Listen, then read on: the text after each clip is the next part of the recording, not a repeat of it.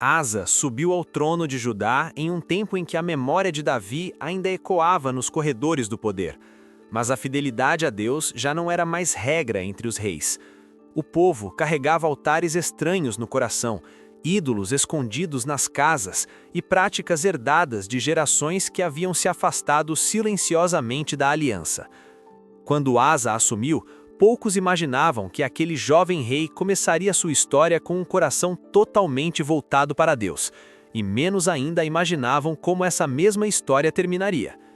Desde os primeiros dias de seu reinado, Asa demonstrou uma coragem incomum. Ele não se acomodou ao trono nem buscou aprovação popular. Seu primeiro movimento foi espiritual. Derrubou altares pagãos, quebrou colunas sagradas, destruiu postes dedicados a deuses estrangeiros. Não foi apenas uma reforma política, foi uma declaração pública de fé. Asa ordenou que Judá buscasse o Senhor, o Deus de seus pais, e obedecesse à lei.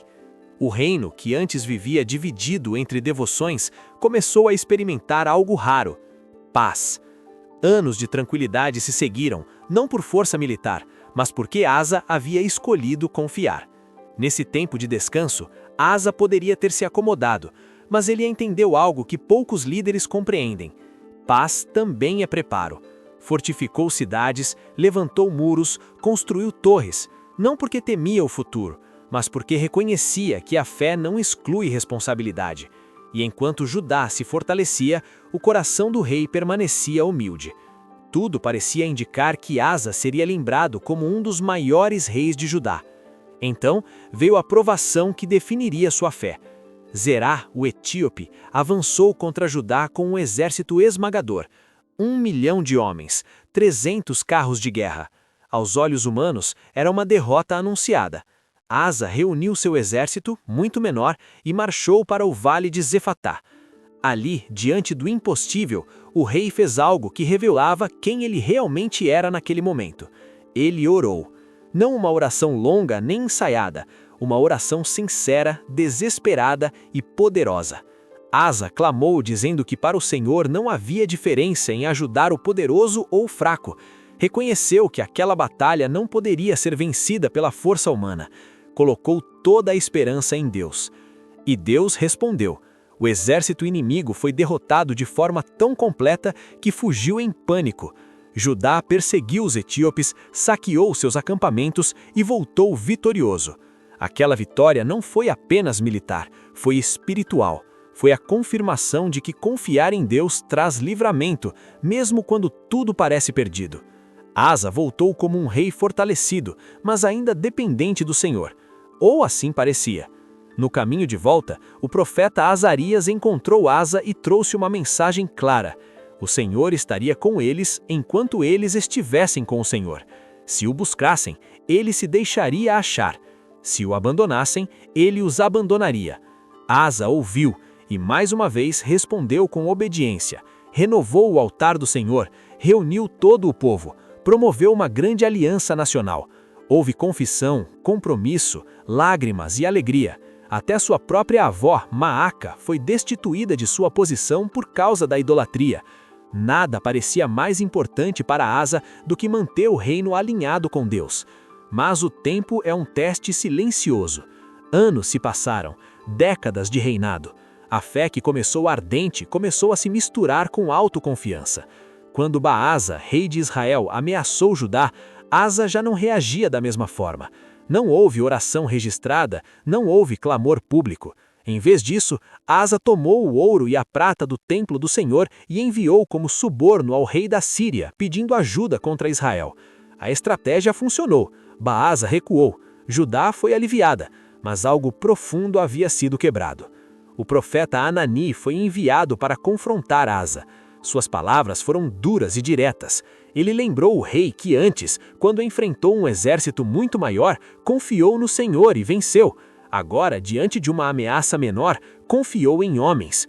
Por isso, a partir daquele dia, teria guerras. Asa, que antes recebia a correção com humildade, reagiu com ira, mandou prender o profeta. O rei que começou ouvindo a voz de Deus, agora silenciava quem a trazia. A transformação era visível. Asa passou a oprimir parte do povo. O coração que antes liderava pelo exemplo, agora governava pela força. A fé não havia desaparecido completamente, mas estava sufocada pelo orgulho. O rei que um dia declarou que Deus era tudo, agora agia como se não precisasse mais dele. Nos últimos anos de seu reinado, Asa foi acometido por uma doença grave nos pés, uma enfermidade progressiva, dolorosa, limitante, e o texto bíblico faz uma observação que ecoa como um alerta. Mesmo em sua doença, Asa não buscou ao Senhor, mas apenas aos médicos. Não se trata de condenar o cuidado humano, mas de revelar onde estava sua confiança final. O mesmo homem que um dia clamou no campo de batalha, agora enfrentava a dor confiando apenas em recursos terrenos. Asa morreu após 41 anos de reinado. Foi sepultado com honras, em um túmulo preparado por ele mesmo, com perfumes e especiarias. Um fim digno aos olhos humanos, mas espiritualmente melancólico. Sua história não é marcada apenas por fé ou apenas por queda. É marcada por contraste. Um começo brilhante, um meio poderoso, um fim obscurecido pelo orgulho. A história de Asa não é apenas sobre um rei antigo, é um espelho. Quantos começam confiando totalmente em Deus e com o tempo passam a confiar mais em suas estratégias? Quantos vencem grandes batalhas espirituais, mas tropeçam nas menores por acharem que já sabem o suficiente? Asa nos ensina que começar bem não garante terminar bem. Fé precisa ser mantida, renovada, protegida do orgulho que cresce silenciosamente. Se essa história falou com você, escreva nos comentários em qual fase você acha que Asa começou a se perder. Você já viveu algo parecido, onde começou confiando e terminou confiando em si mesmo? Sua experiência pode edificar outras pessoas. Se inscreva no canal para continuar acompanhando histórias profundas da Bíblia, narradas de forma intensa e reveladora. Deixe seu like, pois ele ajuda essa mensagem a atingir mais pessoas.